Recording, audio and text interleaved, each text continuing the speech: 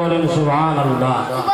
ইহ জগৎ ও পর জগতের জন্য আমার রাসূলুল্লাহ সাল্লাল্লাহু তাআলা আলাইহি ওয়াসাল্লাম গুনাহগার বান্দার জন্য সুপারিশকারী। আল্লাহ পাক রব্বুল আলামিন তাকে এত পাওয়ার দিয়েছেন, এত শক্তি ক্ষমতা দিয়েছেন যে আল্লাহ পাক রব্বুল আলামিন নিজের মাহবুবকে মালিক ও মুখতার করে দিয়েছেন, রাহমাতাল লিল আলামিন করে প্রেরণ করেছেন। যে নবীর হয়ে যাবে সে খোদার হয়ে যাবে, যে খোদার হয়ে যাবে খোদার জান্নাতের হকদার হয়ে যাবে। জোরে বলেন সুবহানাল্লাহ। মুহাম্মাদুর রাসূলুল্লাহ, আল্লাহর রাসূল মুহাম্মদ সাল্লাল্লাহু আলাইহি সাল্লামের বাল্যকাল মা আমেনার ঘরে এসেছেন। আল্লাহু আকবার। মায়ের পেটে থাকাকালীন তার আব্বা ইন্তেকাল করেছিল। আমরা সকলে ইতিহাসে পড়েছি, আপনার জীবন কাহিনীতে শুনেছি। আমার নবী পাক সাল্লাল্লাহু তাআলা আলাইহি ওয়াসাল্লামের বয়স মাত্র 15 বছর বয়স। মা আমেনা রাদিয়াল্লাহু তাআলা আনহার কোলে মা আমেনা প্রথা অনুযায়ী নিজের সন্তানকে নিজের স্তনে দুগ্ধ পান করিয়ে লালন পালন করতে পারেন না। তো সেখানকার নিয়ম ছিল, সেই জামানার নিয়ম ছিল ধাত্রীর দরবার পর্যন্ত বাচ্চাকে পৌঁছাতে হবে। অর্থাৎ ধাত্রীরা বাচ্চাকে নিয়ে গিয়ে তারা 2 বছর 1 বছর লালন পালন করবে। তারপরে আবার তার মা বাবার কাছে বাচ্চাদের পৌঁছায় দেয়।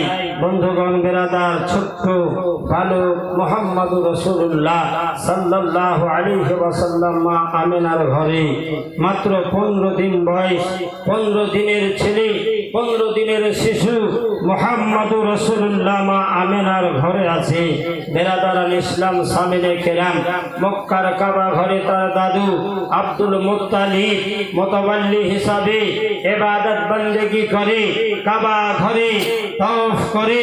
বেরাদারান ইসলাম বহু দূর দূরান্ত থেকে ধাত্রীরা ছুটে এসে বেরাদার মক্কার সরজমিন থেকে ছোট ছোট বাচ্চাদেরকে নিয়ে যায় দুগ্ধ পান করার জন্য। 2 বছর 1 বছর 1.5 বছর 2-3 বছর এইভাবে কন্টাক্ট করে।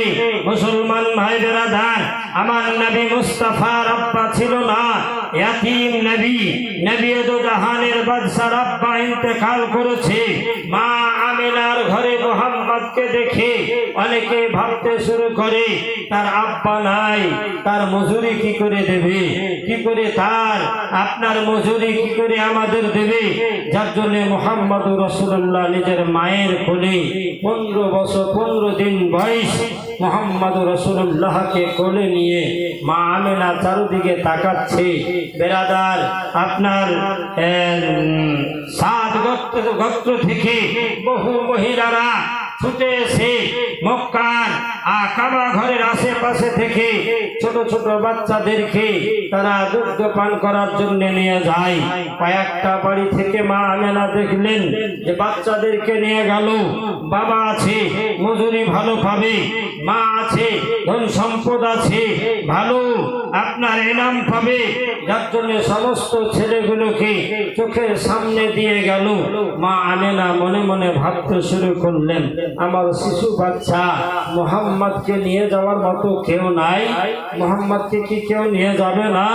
মুহাম্মদকে দেখছে মা আমেনার চোখ ভরা পানি নিয়ে মা আমেনা কোলে নিয়ে নিজের ছেলে সন্তানকে সামনে রেখে আল্লাহু আকবার শায়ের বলছে, মা আমেনা কান্দে হয় রে, মা আমেনা কান্দে হয় রে, ছেলে কোলে করিয়া কে বাজাবে আমার সোনার লালকে লইয়া।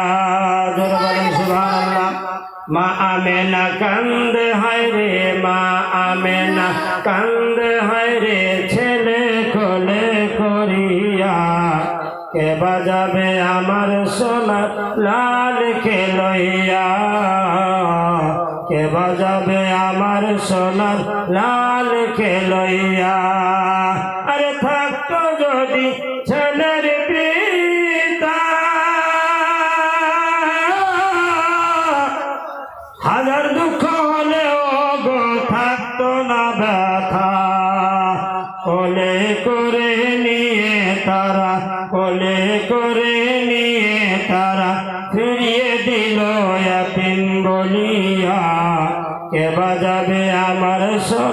লালকে লইয়া মা আমেনা কান্দে হয় রে মা আমেনা কান্দে হয় রে কোলে মা আমেনা কান্দে হয় রে বাচ্চাকে কোলে করিয়া কে বাজাবে আমার সোনার লালকে লইয়া কে বাজাবে আমার সোনার লালকে লইয়া মা আমেনা কাঁদছিল মা আমেনার চোখের জল বয়ে বয়ে বাবা সর্বমুখমণ্ডল ভেজে গেল। এইদিকে বেরাদার সাদিয়া হযরতে হালিমা সাদিয়া রাদিয়াল্লাহু তাআলা আনহা স্বপ্ন যোগে দেখেছিলেন, স্বপ্নে দেখেছিলেন হযরতে হালিমা সাদিয়া স্বপ্ন যোগে দেখছে একদিন ছেলেকে আমি কোলে নিয়েছি। মা হালিমা বলছেন আমার ওই ছেলে কোথায়? বেরাদার সকল মায়েরা বোনেরা ছুটে গেল সেই মক্কাতে বাচ্চাদের নিয়ে আসার জন্য। মা হালিমা সাদিয়ার ঘরে একটা ছোট্ট সন্তান ছিল, আব্দুল্লাহ যার নাম ছিল। আব্দুল্লাহ কয়েকদিন থেকে আপনার দুগ্ধ পান করতে পারে না, স্থানে দুগ্ধ শুকিয়ে গেছে বলে দাইমা হালিমা খোদার দরবারে আরজ করে, আল্লাহ আমি কি স্বপ্ন দেখলাম এক এতিম বাচ্চা নাকি আমার বাড়িতে আসবে, আর ওই এতিম বাচ্চায় আমার পুরো পরিবারকে আপনার রহমত ভরা করে দেবে। মা আমেনা রাদিয়াল্লাহু তাআলা আনহা কোলে নিয়ে আছেন। এদিকে সাদিয়া হালিমা সাদিয়া নিজের স্বামী হারিসকে বলে, স্বামী গো 3 দিন থেকে আমার ছেলে আব্দুল্লাহ দুগ্ধ পান করতে পারে নাই, স্থানে দুগ্ধ নাই, শুকিয়ে গেছে। যার জন্য দাইমা হালিমা স্বামীকে বলল, স্বামী গো ওই যে দেখো আমার কমজোরি, ওটা নিয়ে চলো, বেড়াদার গাধাটা নিয়ে চলো, সবারি নিয়ে চলো। বেড়াদার শুকিয়ে গেছিল শরীর, কমজোরি সওয়ারিকে রেডি করলো। হারিস যেন সামনে, বেবি হালিমা সাদিয়া যেন রেডি হয়ে গেল। আব্দুল্লাহকে বাড়িতে রেখে স্বামী স্ত্রী দুইজনই বেড়াদার ঘোড়াতে চেপে গেল। গিয়ে বলছে চলো চলো লাগামটা টেনে চলো টান দাও, মক্কা পর্যন্ত পৌঁছে যাই। বেড়াদার মক্কা পর্যন্ত পৌঁছিল, তার পূর্বে অনেক মহিলারা অনেক মায়েরা মক্কাতে ছুটে এসেছে বাচ্চাদের নেওয়ার জন্য। বেড়াদার দরজায় ঠক ঠক করে আওয়াজ দিয়ে বলে, কে আছো হে? তোমাদের ঘরে কি বাচ্চা আছে? দাও আমরা নিয়ে যাব।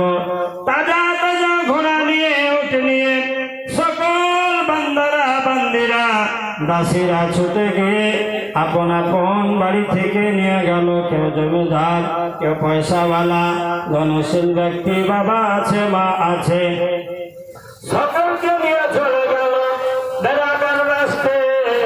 দাইমা হালিমা সাদিয়া বেড়াদার শেষ মুহূর্তে মক্কাতে পৌঁছিল।